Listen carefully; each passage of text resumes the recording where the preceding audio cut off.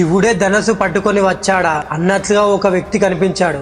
అతనే మన దాన వీర శూర కర్ణ. తెగిపోయిన వేలును తలుచుకుంటూ బాధతో అర్జునుడు ఆ పక్కనే ఉన్న ఒక చెట్టు కింద కూర్చున్నాడు. రాత్రైంది. నకల సహదేవులు అర్జున్ దగ్గరకు వచ్చి, అన్న అర్జున, ఎందుకింత బాధపడుతున్నావు అని అడిగారు. ఈ కలవీడు వేలి తెగిపోవడం వల్ల నేను గొప్పవాడు అవడం అనేది నేను జీర్ణించుకోలేకపోతున్నా. ఈ కలవీడు వీలుకాడిగా లేడు కాబట్టి నేను గొప్పవాడిని అయ్యాను. ఈ కలవీడు శబ్దం విని బాణం వేయగలడు. ఇప్పుడు నేను ఏకలవ్యుడు అంతటి గొప్పవాడిని అవ్వాలంటే ముందు నేను నన్ను దాటుకొని తర్వాత ఏకలవ్యుని దాటాలి. అంటే అతనికి మించిన గొప్ప విద్యను నేను నేర్చుకోవాలి. కాబట్టి నకుల సహదేవుల నేను శబ్దం విని కాదు, చీకట్లో బాణం వేయడం అభ్యసించి అందులో ప్రావీణ్యుడు అవుతేనే అప్పుడు ఖచ్చితంగా నేను గొప్ప వీరుడు అవుతానని అన్నాడు. అర్జునుడు చీకట్లో బాణాలు వేయడం నేర్చుకున్నాడు. అందులో ఎంతటి ప్రావీణ్యతను పొందాడంటే నకుల సహదేవులు గుప్పిట్లోకి రేగుపళ్ళు తీసుకొని గాలిలోకి వేస్తే కిందికి పడే ప్రతి రేగి పండుకు అర్జునుడు బాణం తగిలి రెండుగా చీలిపోయాడు.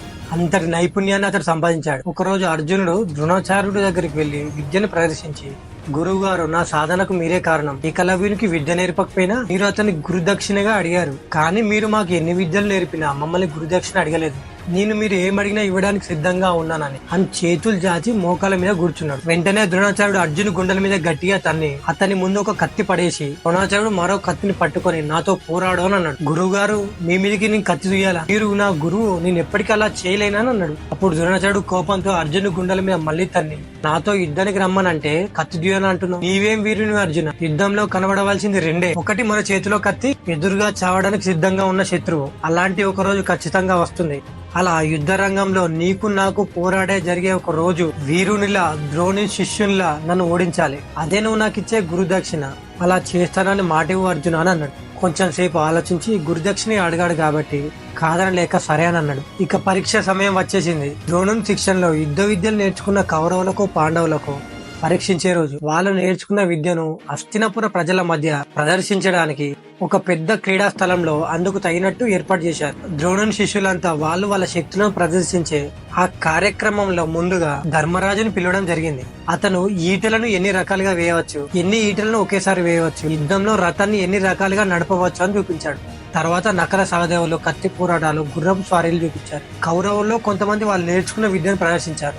ఆ తర్వాత దుర్యోధనుని తను నేర్చుకున్న యుద్ధ విద్యలను ప్రదర్శించమని పిలిచారు. అప్పుడు దుర్యోధనుడు, భీమా, చిన్నప్పుడు మల్ల యుద్ధంలో అందరి ముందు నన్ను ఓడించావు. ఇప్పుడు మనం ఇద్దరం పెద్దవాళ్ళం అయ్యాం. మరిప్పుడు నువ్వు నన్ను ఓడించగలవా? నీకు ధైర్యం ఉందా అని అందరి సమక్షంలో భీముని ఉద్దేశించి సవాల్ చేశాడు. భీముడు దాన్ని ఒక ఆటలో ప్రత్యర్థి సవాల్గా తీసుకొని సరే అని కూడా అనకుండా గద తీసుకొని దుర్యోధను ముందు నిలబడ్డాడు. ఇద్దరు బలమైన వీరులు పోరాడానికి సిద్ధంగా ఉన్నారు. ఇద్దరు గదలెత్తి ఒకేసారి కొట్టుకుంటే ఆ గదలు తాకిన శబ్దానికి ఆ క్రీడా మైదానంలో కూర్చున్న వారందరి ఆసనాలు కదిలాయి. అందరూ చెవులు మూసుకున్నారు. పోరాటం సాగుతుంది. గదల శబ్దాలకు అందరి గుండెలు అదిరిపోతున్నాయి.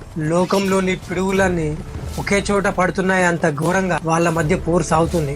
అక్కడి ప్రజలు వాళ్ళంతా వాళ్ళే దుర్యోధనుడే గెలుస్తాడని, భీముడే గెలుస్తాడని పందాలు వేసుకుంటున్నారు. గట్టిగా అరుస్తున్నారు. పోరాటం 4 గంటలు సాగినా ఈ ఇద్దరిలో ఏ ఒక్కరు అలసిపోలేదు. కానీ వాళ్ళని చూసి అక్కడున్న ప్రేక్షకులంతా మా భీముడు, మా దుర్యోధనుడు కొట్టుకుంటున్నారు. అది గమనించిన ధృతరాష్ట్రునికి భయం వేసింది. ప్రజలలో భిన్న భావాలు, భిన్న అభిప్రాయాలు కనబడుతున్నాయి. కౌరవులకు మద్దతు పలిగేది సగం జనమే, మిగతా సగం పాండవులకు మద్దతు పలుకుతున్నారు.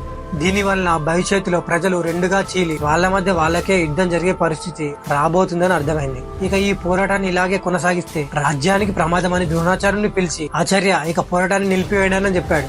అప్పుడు ద్రోణాచార్యుడు వాళ్ళిద్దరిని ఆపి, మీరిద్దరు గద యుద్ధంలో సమానులు, ఎవరికి ఎవరు తీసిపోరని ప్రకటించి అర్జున్ని దగ్గరికి పిలిచి, అర్జున, భీమా దుర్యోధనుడు పోరాటం వల్ల సభంతా వేడెక్కింది.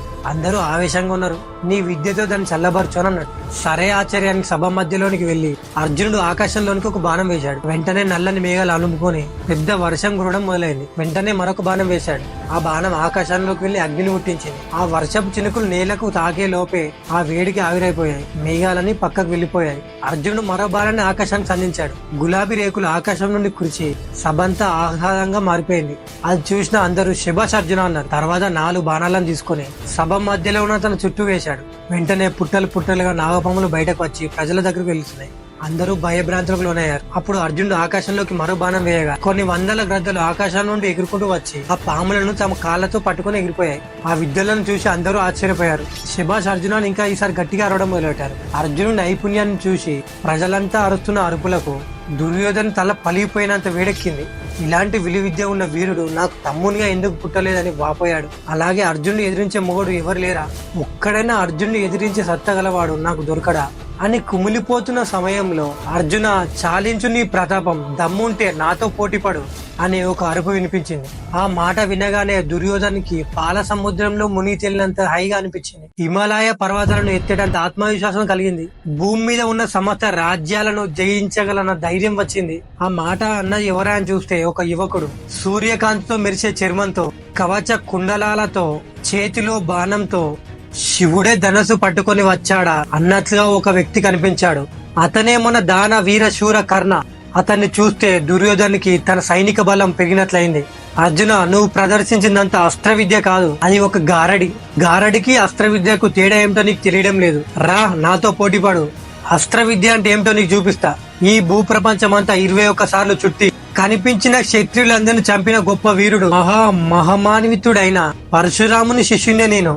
మరి నాతో పోటీ పడగలవా అంటూ కర్ణుడు సవాల్ చేశాడు. కర్ణుడిని చూడగానే ద్రోణుడు అతను ఒక మహావీరుడు అని గ్రహించగలిగాడు. అర్జునుడు గనుక ఆ సమయంలో కర్ణుడితో పోరాడితే కర్ణుని యుద్ధ నైపుణ్య అస్త్ర విద్య ముందు అర్జునుడు ఓడిపోవడమో చనిపోవడమో నిస్సందేహంగా జరుగుతుంది. అర్జునికి యుద్ధంలో అనుభవం కానీ అవగాహన కానీ అప్పటి వరకు ఇంకా రాలేదు. కర్ణునితో పోలిస్తే అర్జునుడి వయసు కూడా తక్కువ కనుక అదే కనుక జరిగితే ప్రజలకు రాజ కుటుంబీకుల మీద నమ్మకం, తమను రక్షిస్తారనే ధైర్యం కోల్పోవడం జరిగి రాజును చులకన చేయడం మొదలు పెడతారు. ఎందుకంటే ఒక సాధారణ ప్రజల నుండి వచ్చిన వాడు క్షత్రియ విద్య నేర్చుకుని రాజకుమారులతో యుద్ధం చేసి గెలిచాడు. అంటే అలాంటి క్షత్రియ పాలనలో ఏ ప్రజలు ఉండాలనుకుంటారు? చేతగాని రాజుల పాలనలో ఉండటం వృధా అని తిరుగుబాటు చేసినా ఆశ్చర్యపోవాల్సిన అవసరం లేదు. పైగా కర్ణుడు అందరి ముందు అర్జునికి సవాల్ విసిరాడు.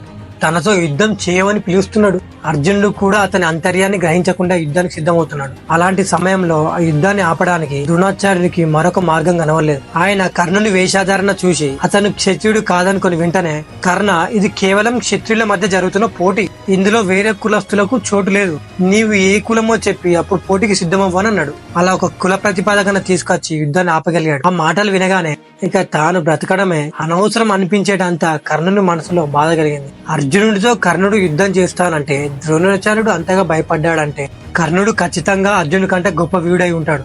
ఈసారి అవకాశాన్ని వదులుకోకూడదు. ఎలాగైనా సరే కర్ణుని చేతిలో అర్జునుడు ఓడిపోయే మార్గాన్ని అన్వేషించాలి అని దుర్యోధనుడు అనుకుంటున్న సమయంలో అతనికి ఒక ఆలోచన తట్టింది. కర్ణునికి కనుక ఒక రాజ్యం ఉంటే క్షత్రియుడు అవుతాడు. అప్పుడు అర్జునుడితో పోరాడేందుకు అన్ని దారులు తెరుచుకుంటాయని అనుకున్నాడు. అదే సమయంలో దుర్యోధనుడు భుజం మీద చేయి వేసి శకుని దుర్యోధను ఆలోచనలకు ఊతమిస్తూ, నీవు ఇంతకాలం ఎదురు చూస్తున్న సమయం వచ్చింది. ఆ అవకాశం నీకు ఎదురుగా నిలబడి ఉంది.